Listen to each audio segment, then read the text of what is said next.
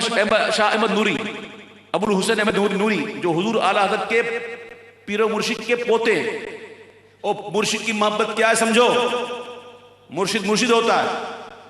اعلیٰ حضرت کے پیر تو پیر، پیر کے پوتے ابو الحسین احمد نوری،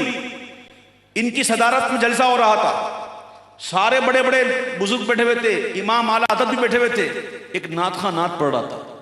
اور نعت بھی یہی پڑھ رہا تھا، صبح طیبہ میں ہوئی۔ جیسے ہی مقطع آیا تو اعلیٰ حضرت گھٹنوں کے بل چل کر سیدنا احمد نوری کی پاس آئے۔ اعلیٰ حضرت اپنے وقت کا مجدد، جسے ہم اعلیٰ حضرت کہتے ہیں، وہ گھٹنوں کے بل چل کر